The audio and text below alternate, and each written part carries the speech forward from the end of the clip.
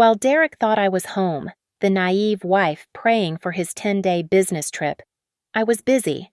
I initiated the sell-off of his entire prized portfolio.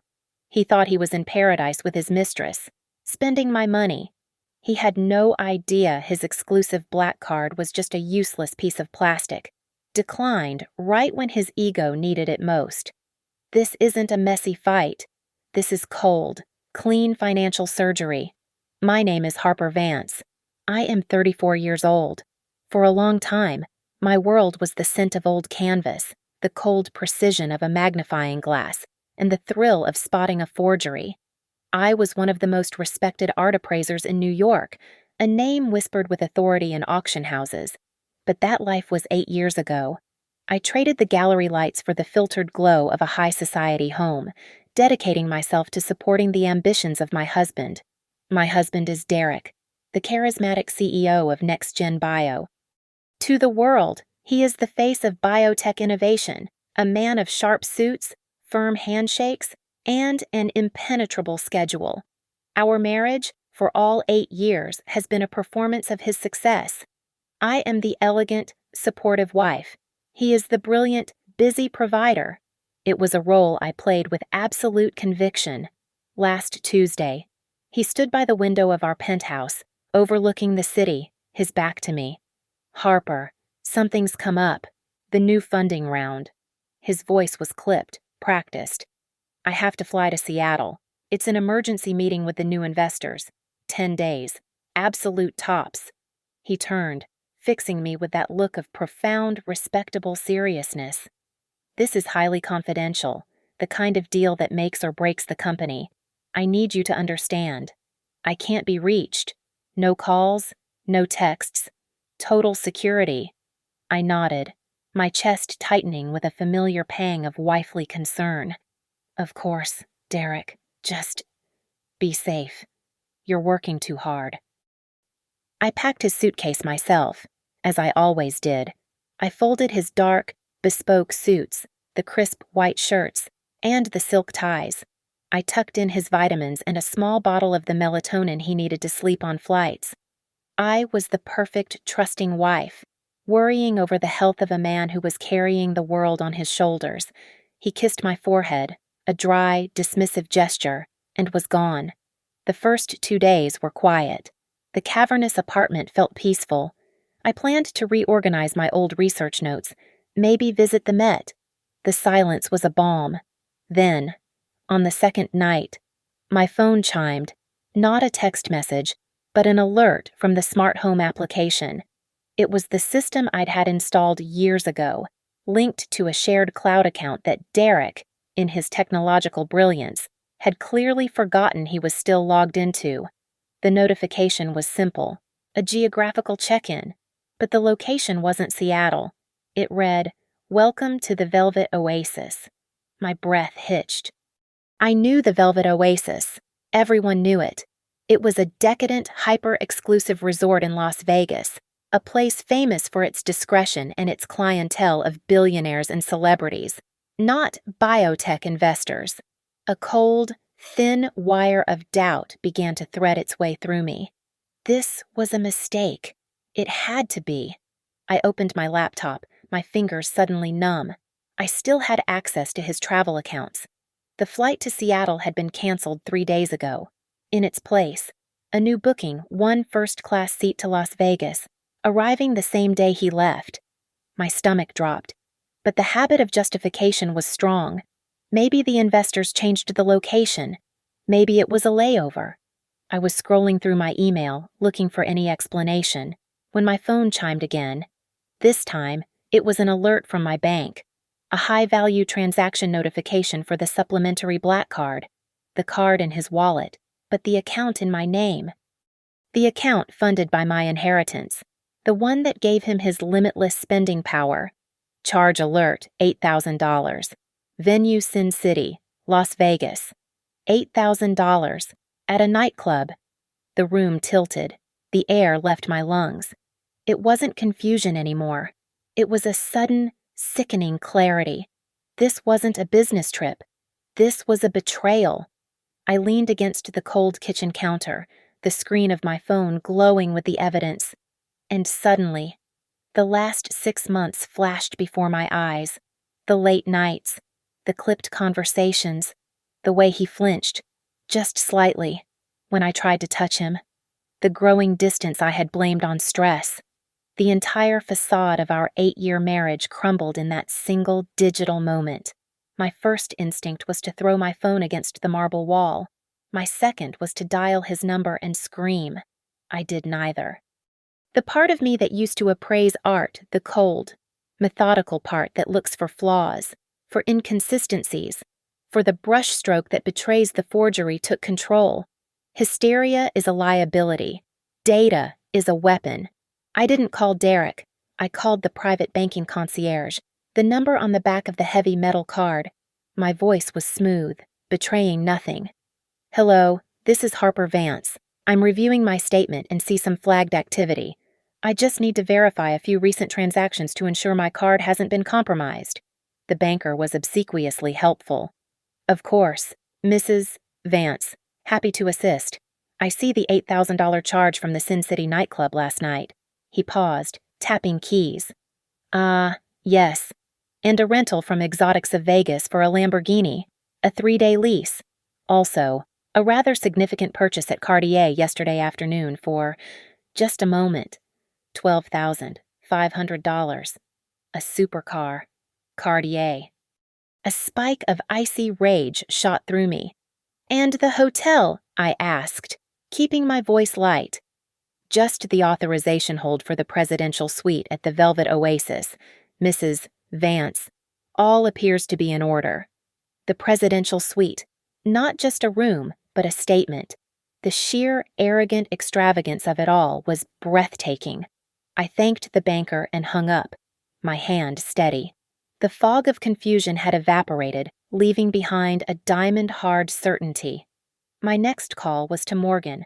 Morgan is my best friend, but more importantly, she is one of the most ruthless divorce and asset litigators at Sterling and Partners. "Morgan," I said, my voice flat. "He's in Vegas, with someone else. He's spending my inheritance to do it." Morgan didn't offer sympathy. She offered strategy. "Harper, listen to me. Do not call him. Do not text him. Do not change a single password. Do not give him any reason to suspect you know. Right now, you are a ghost. We need him comfortable. We need him sloppy." "He's already sloppy," I said, thinking of the $8,000 bar tab. "Good," she replied. "But we need visual confirmation. The who is as important as the what. I have a private investigator in Vegas. He's the best. He'll be expensive, but he will get us photos that are admissible in court. Can you authorize the retainer?" "Do it," I said. The next 24 hours were the longest of my life. I paced the silent penthouse, the sweeping views of New York feeling like a cage. I couldn't sit still. I needed to do something. I went into Derek's home office, behind a pretentious modern art piece. The one he claimed was an investment, was our safe. I typed in the code our anniversary, a detail that now seemed mocking. Inside, beneath his collection of ridiculously oversized watches, were our financial portfolios. I pulled out the statements for the joint investment accounts. I went to my laptop and tried to log in. Password or username incorrect? I tried again. And again. I tried our old passwords. My birthday. His. The name of the street we first lived on. Nothing. He had changed them. He had methodically, secretly, locked me out of accounts that were half mine. A wave of physical revulsion washed over me. This wasn't a midlife crisis or a spontaneous fling. This was a calculated campaign. He hadn't just been unfaithful. He had been actively working against me, partitioning our life, securing his assets while I was busy securing his dinner reservations. The man I had slept next to, the man whose health I worried about, was a complete and total stranger. A two-faced, parasitic liar. My phone buzzed. It was an encrypted file from Morgan's contact. My heart hammered against my ribs. I opened it.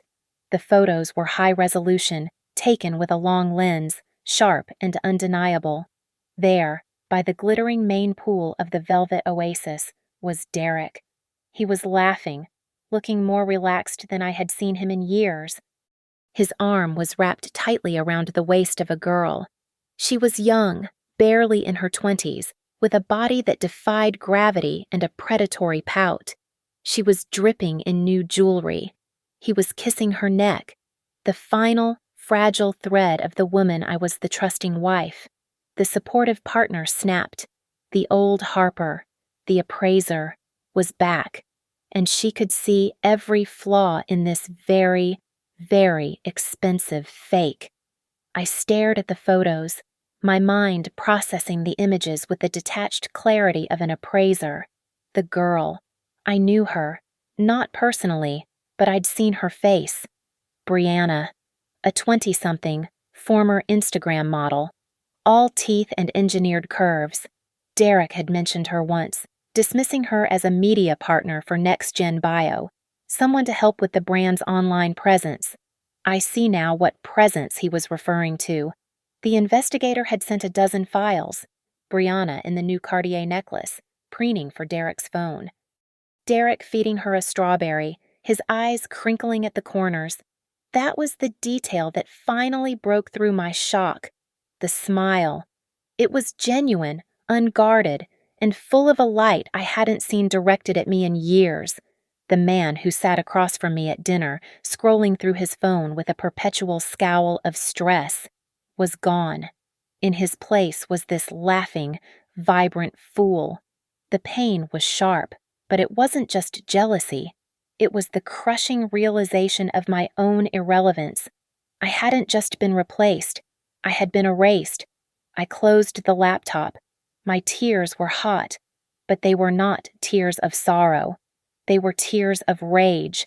A messy, screaming confrontation in the lobby of the Velvet Oasis was exactly what he and his cheap mistress would expect. It was what she would do. I would not give them the satisfaction. I would not go after the woman. I would go after his empire. I would dismantle the two things he loved more than anything, his money and his reputation. I went back to the safe. My hands were perfectly steady now. I bypassed the investment folders he had locked me out of. Those were his play accounts. I was looking for the core documents. And there it was, tucked in a waterproof file, the durable power of attorney. I remembered the day he signed it, 3 years ago, right before his heart surgery. He had been pale and terrified, a rare crack in his armor. He had grasped my hand, his own clammy. "Harper," he'd said, "if anything happens, you control everything. You are the only one I trust." The irony was so bitter it almost made me laugh. He had given me the keys to the kingdom in a moment of weakness, and in his arrogance, he had never bothered to revoke it. He was busy changing the passwords to the trivial accounts, while I held the master key. I went to the brokerage firm's website, not the one he'd locked me out of, but the main, foundational account where our real wealth was held. The one I had opened with my own inheritance, which he had slowly merged with his own rising fortunes. I was the primary account holder. My login worked. The screen lit up. The numbers were staggering. Millions. A diverse portfolio, yes, but the bulk of it was in one place, Next Gen Bio. His company, his baby, his entire net worth and public identity were tied up in that stock, shares that were now sitting in an account I had full unilateral control over. The plan formed in my mind, cold and precise. It was a financial execution. I would liquidate. I would sell every share of his precious tech stocks, every blue-chip bond.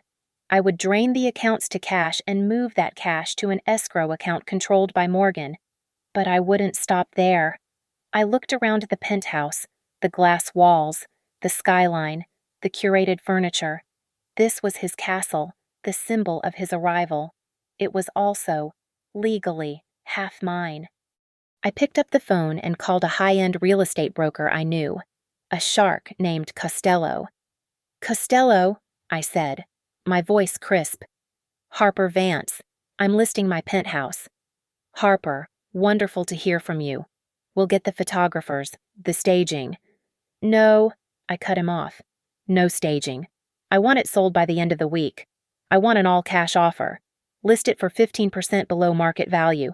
The only condition is a 72-hour close. There was a stunned silence, then a low whistle. At that price, you'll have a feeding frenzy. Consider it done. I hung up and walked into my dressing room. I opened my personal safe, the one he didn't know the code to. I pulled out my grandmother's jewelry, my private art collection, the few pieces of my old life that I had kept sacred. I began to pack, methodically, wrapping each item in silk. The storm was coming, and I would be well clear of the wreckage. Monday morning. The sun hadn't fully risen over the East River, but the city was already alive. And so was I. With a fresh cup of black coffee steaming beside me, I logged into the main brokerage account. The market was set to open in 30 minutes. I watched the clock, my heart beating a slow, heavy rhythm. This wasn't just money. This was his identity. That portfolio was the story he told at dinner parties, the physical proof of his genius. He checked it obsessively, boasting about his gains, his foresight. It was, in many ways, his primary source of validation. The opening bell rang. My cursor hovered over the Liquidate All button. I clicked it. I watched as the system executed the sales, one by one. 10 years of his carefully curated tech stocks, gone in seconds. The blue chips he called his bedrock, sold.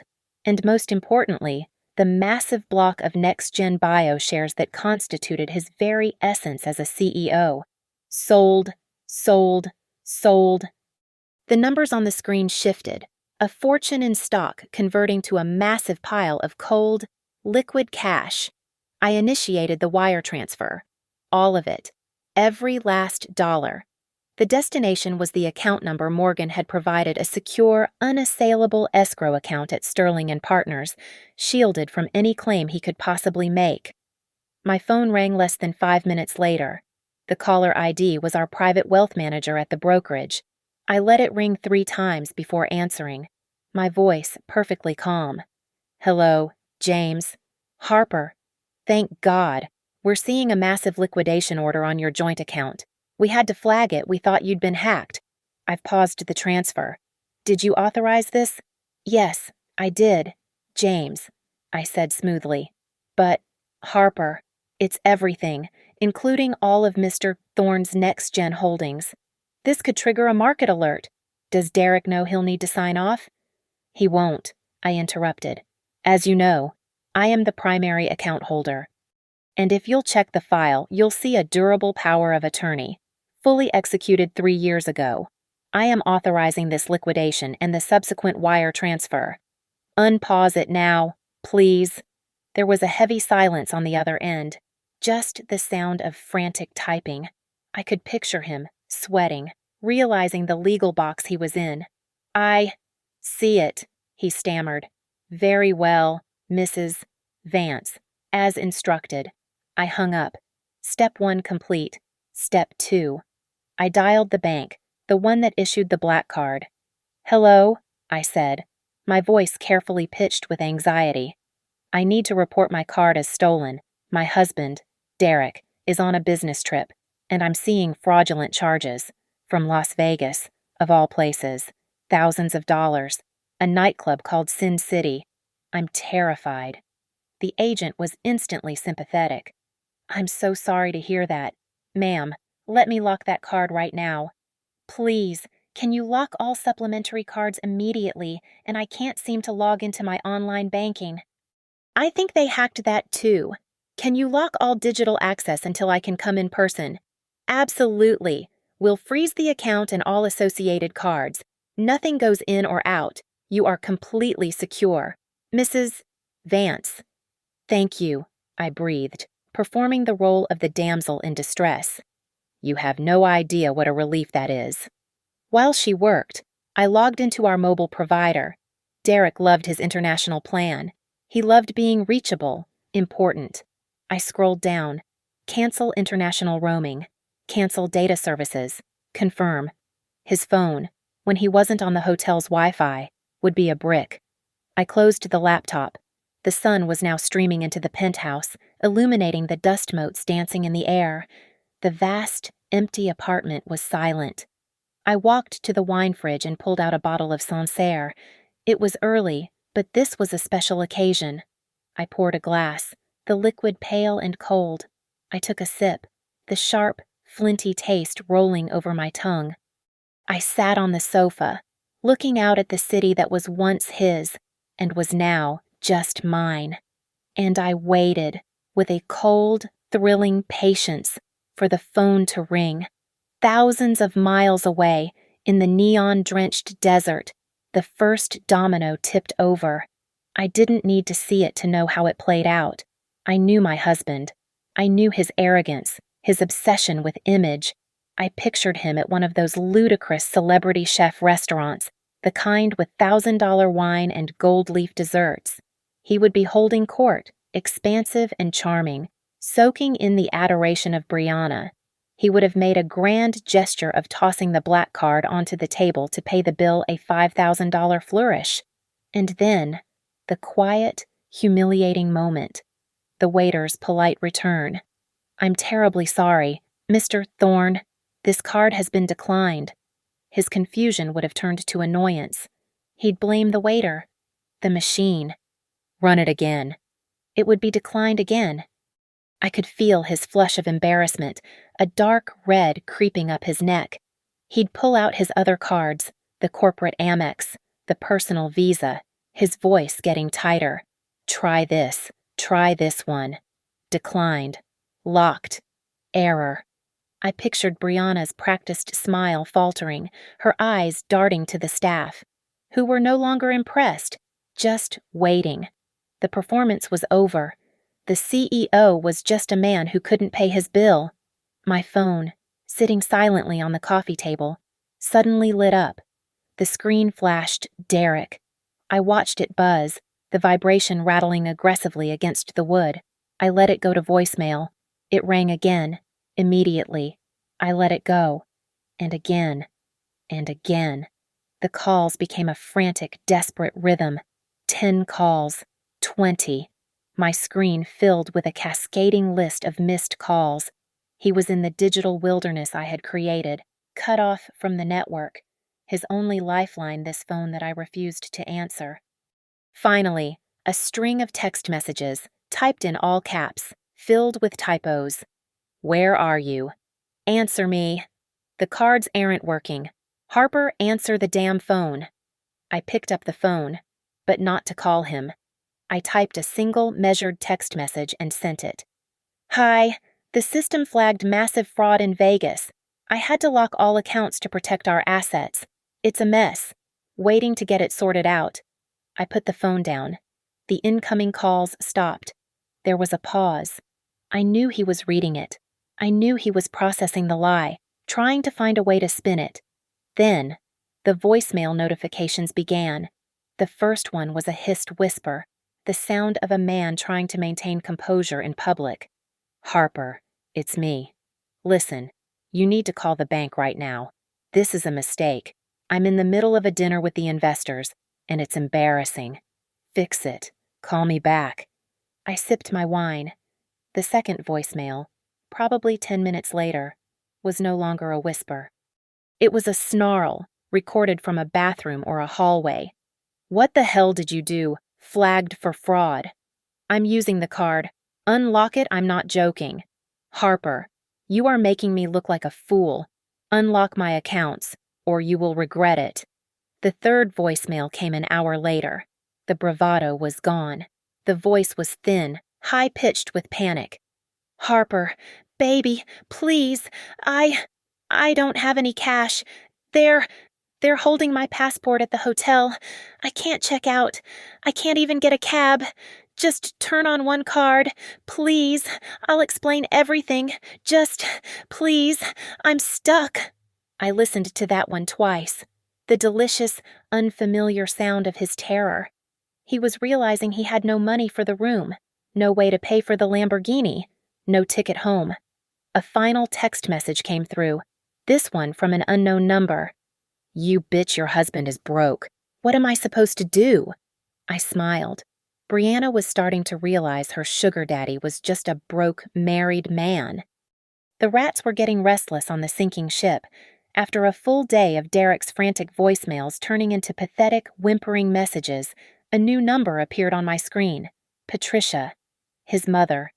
I let it ring, took a deep breath, and answered. Hello, Patricia? Harper. What in God's name is wrong with you? Her voice was a shrill, accusatory wail. My son is stranded. He's stranded in Las Vegas with no money, and you're not answering his calls. He said you locked all the accounts. How could you be so cruel? I almost laughed. Cruel. He called you, I stated. It wasn't a question. Of course he called me. He's terrified. He told me you had some misunderstanding about a hotel charge, and you've decided to ruin him. You're his wife, Harper. You're supposed to support him, not strand him. A misunderstanding, I repeated, my voice as cold as the glass in my hand. Patricia, the misunderstanding was an $8,000 charge at a nightclub called Sin City. That was after the $12,000 purchase at Cartier and the lease on the Lamborghini. Does that sound like a misunderstanding to you? Or does it sound like a party? There was a sputter on the other end. Well, men, you know how they are. He works so hard, Harper. He's under so much pressure. Sometimes a man needs a little fun, a little release. You're supposed to be his partner, not his jailer. To cut him off like that, over a little fun, it's just wicked. A little fun. The words hung in the air, so grotesque in their simplicity that I felt a new level of disgust. She knew. She had to have known. She was complicit, just another leech in the family ecosystem. Wicked, I said, my tone flat. While she continued to rant about a wife's duty and the stress her boy was under, I was already on my laptop. Her call had sparked a new curiosity. If she was this eager to defend him, what else did she know?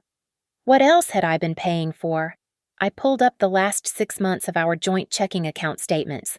I wasn't looking for the big, obvious charges. I was looking for the ones I'd ignored. And there it was, a recurring monthly wire transfer. Consulting fee $3,000. It went out on the 15th of every month, like clockwork. The recipient was a holding company I'd never heard of. Are you even listening to me? Harper, he could lose his business, Patricia shrieked. Who is Brianna? I asked, cutting her off. Silence. A sharp, guilty intake of breath. I don't know what you're talking about.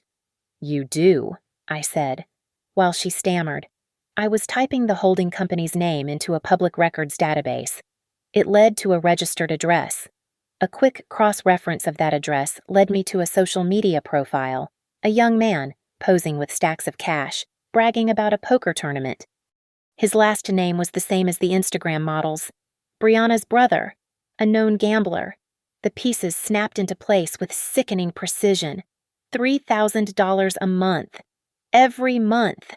I wasn't just paying for Derek's hotel suites and jewelry. I was paying off his mistress's family's gambling debts. I was funding their entire parasitic lifestyle. He's been sending $3,000 a month to his girlfriend's brother, I said, my voice devoid of all emotion. He's been paying them. Patricia, out of my account. While you're sitting here telling me about a little fun, I'm looking at statements that show my husband is supporting an entire family of grifters. Harper, that's not possible, she whispered, the bluster gone, replaced by the weak fear of a co-conspirator caught. I'm sending you the screenshot now. I emailed her the wire transfer confirmation and the link to the brother's profile. I'm sending this to you so you understand. This isn't a misunderstanding. This is a conspiracy, and you are a part of it. He's my son, she cried, desperation setting in. He's my only son. And he's a thief, I said. He stole from me, and you encouraged it. Enjoy the silence. Patricia, it's the last time you'll ever hear from me. I hung up the phone, blocking her number immediately. One more tether severed. The next attack came, predictably, not from Derek, but from his new asset. My social media, which I rarely used, lit up with a message request. The profile picture was a heavily filtered selfie of Brianna. I opened it. The message contained a single image: her hand, nails impossibly long, splayed against the steering wheel of the rented Lamborghini. On her ring finger was a blinding, cushion-cut yellow diamond. My blood ran cold. It was the ring, the exact ring I had admired in a jeweler's window 6 months ago, the one I'd pointed out to Derek. He had dismissed it as gaudy. Now, here it was, on her hand. The text underneath the photo was brutal and poorly spelled. "He says you pointed this out once. Guess he wanted it to go to someone who actually deserves it. He's mine, you old hag. He said he's been trying to find a way to leave you for months. We're getting married as soon as he divorces your tired old ass." I looked at the picture. I looked at the text. I felt nothing. No, that's not true. I felt a profound, clarifying pity. She actually thought this was a fight over a man. She was waving a trophy, unaware that the game had been canceled and the stadium was being demolished around her. I didn't bother to type a long reply. I simply forwarded her 2 images from my phone. The first was a screenshot of the main brokerage account, showing the current balance $0.00. The second was the bank notification. The text, bright red, "All cards canceled. Account frozen pending fraud investigation." I added 1 line of text beneath the images and hit send. "That ring isn't paid off yet, and the person who was supposed to pay for it isn't Derek anymore. Good luck." I imagined her, sitting in the passenger seat of that ridiculous car, reading my message, the confusion, the slow, dawning horror as she realized the Cartier bag on the seat next to her was, essentially, stolen property. The fallout in Vegas must have been spectacular. I pictured the moment the hotel manager, no longer smiling, arrived at the presidential suite with security, demanding payment for the accumulated $30,000 bill.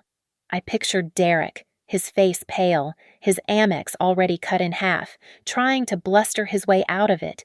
He was escorted out. His luggage, his expensive suits, were held as collateral. He was left on the curb of the Vegas Strip, in yesterday's clothes, with nothing but the phone in his hand. Morgan's investigator sent one final update. Derek was seen entering a pawn shop. He came out 15 minutes later, his wrist bare. The Rolex he'd received for his 40th birthday, a gift from me, was gone, traded for a few $100s in cash, just enough to eat. The fight between him and Brianna, the investigator reported, had been loud enough to hear from the street, her screaming about her time, her career, the promises he'd made. Him, a man reduced, roaring back at her, his voice cracking. The illusion of the billionaire provider had shattered, revealing the desperate, hollow man beneath. My phone rang again that evening. It was Derek. I answered, curious to hear the final stage of his unraveling. It wasn't a roar. It wasn't a threat. It was a sob, a deep, wet, gulping sound that I had never heard from him. "Harper, Harper, please. Oh, God, Harper." I said nothing. I just listened to him weep. "It was a mistake," he choked out. "A terrible, stupid mistake. She seduced me. Harper, she planned this. She's just a kid. She's manipulative. She doesn't mean anything. I don't know what I was thinking. I miss you. I just want to come home. Please, Harper, I need you to fix this. I need you to let me come home." He was still blaming someone else, still trying to get me to clean up his mess. I listened to him cry for another full minute, a pathetic, broken sound echoing in my silent apartment. Then, without a word, I ended the call. The next day, I was in Morgan's office, 40 floors above the city, in a room that smelled of old money and new justice. The remnants of my 8-year marriage were spread across a massive mahogany conference table in a series of neat, labeled binders. This was the formal audit, the financial autopsy required before we filed for divorce. Morgan, usually so brisk and confident, was quiet. She had been reading a stack of tax returns, her brow furrowed. "Harper," she said, her voice tight. "I've been reviewing your personal tax filings from the last 3 years. I found an anomaly." She slid a document across the table. It was an IRS form for an LLC. Vance Consulting. It read, "My maiden name." "I've never seen this in my life," I said, the blood draining from my face. "It was incorporated 2 years ago," Morgan said, her eyes fixed on mine. "You are listed as the sole proprietor, the registered agent, the only signatory on the bank account." "That's impossible. I never—" "He's been using it. Harper." Morgan's voice was clipped, all friendship replaced by the sharp edge of the litigator. "He's been siphoning money from Next Gen Bio, not large amounts, just enough to fly under the audit radar, labeling them as consulting fees paid to your company. He's been embezzling from his own company, Harper, and he's been doing it using your name." I couldn't breathe. The affair, the lies, the humiliation that was one kind of pain. This was something else entirely. This was cold, criminal, and terrifying. "It gets worse," she said. She pulled another file from the stack. "It seems your consulting business was also used to secure a loan." She handed me the document. It was a loan agreement. My eyes immediately found the sum, $400,000. The lender wasn't a bank. It was some predatory credit fund with an address in Delaware. The loan was secured, it said, by my personal assets. And at the bottom, my signature. He forged my name," I whispered. My past as an appraiser, a life spent analyzing the strokes of a pen, rushed back to me. It was a masterful forgery. The pressure was correct. The angle of the H was perfect. It was the signature of a man who had studied me, not with love, but with intent. "Why?" I asked, my voice hollow. "The company was successful. Why this?" Morgan pointed to a series of account transfers. "He was gambling, Harper, heavily. He lost a fortune in crypto investments about 8 months ago. This loan wasn't for the business. This was to cover his own secret losses. He plugged the hole in his finances using your identity." The room tilted. The trip to Vegas, the lies about Seattle, the frantic, weeping call. It wasn't a midlife crisis. It was the desperate maneuvering of a cornered animal. "If this loan defaults," I started. "When it defaults," Morgan corrected, "they don't come for him. They come for you, the IRS. When they find the embezzlement from Next Gen, they don't look at him. They look at the sole proprietor of Vance Consulting. They look at you." The realization hit me with the force of a physical blow. Prison. He wasn't just leaving me. He was framing me. The betrayal of the affair was a shallow cut compared to this. This was a mortal wound. He had planned to strip me of my money, my reputation, and my freedom, leaving me to rot in a federal prison while he started a new life with his mistress, funded by the money he'd stolen in my name. The trip to Vegas wasn't a vacation. It was his last hurrah before he disappeared. A new kind of energy surged through me. It was cold, sharp, and utterly devoid of fear. The hurt wife was gone. The woman who felt a petty thrill at cutting his credit cards was gone. "Harper," Morgan asked, watching me closely. I looked up, my spine straightening. My tears were gone, replaced by a clarity I hadn't felt in years. "He made a mistake," I said, my voice low and steady. "Harper, this is more than a mistake." "His mistake," I interrupted, "was signing my name.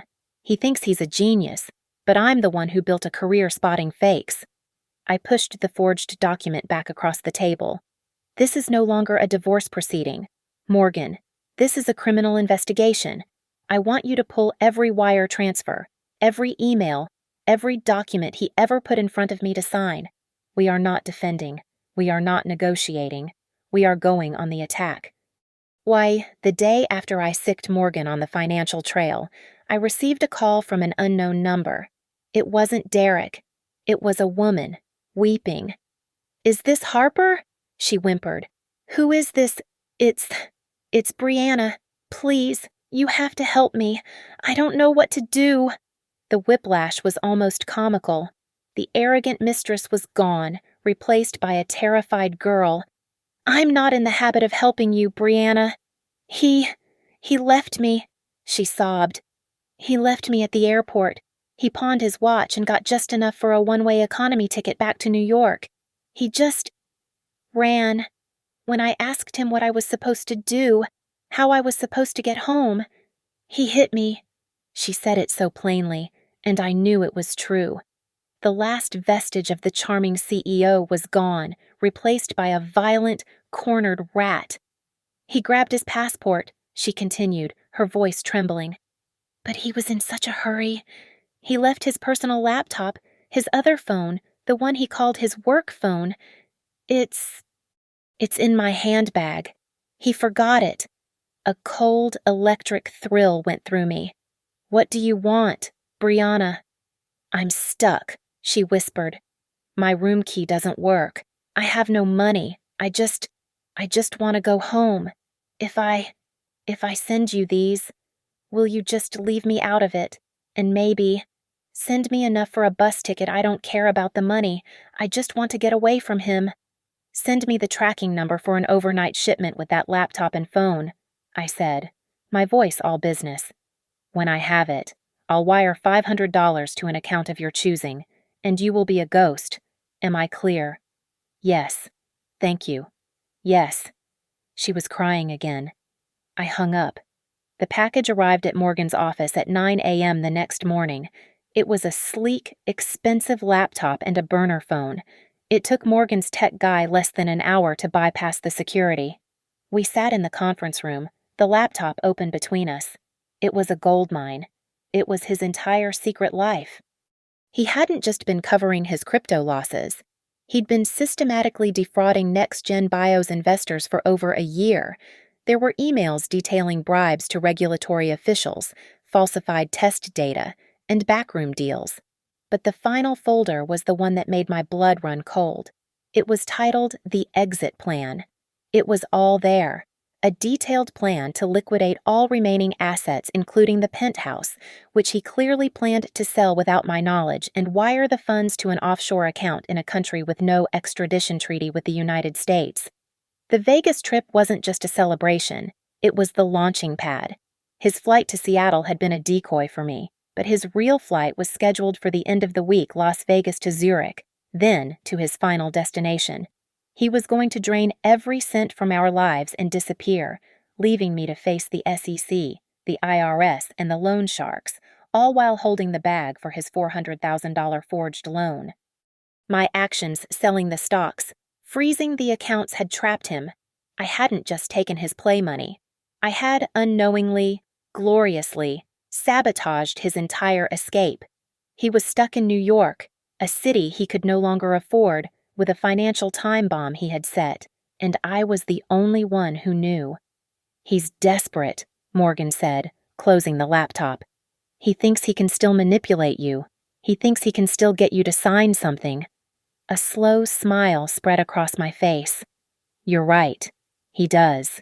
I picked up my phone and dialed the number I had blocked, the one I knew he was watching. He answered on the first ring, his voice a pathetic, hopeful whisper. "Harper." "Derek," I said, my voice carefully neutral. "We need to talk. This has all gone too far. I'm at Morgan's office. Let's just sit down and see if there's any way we can save this marriage. Maybe we can find a solution. Together."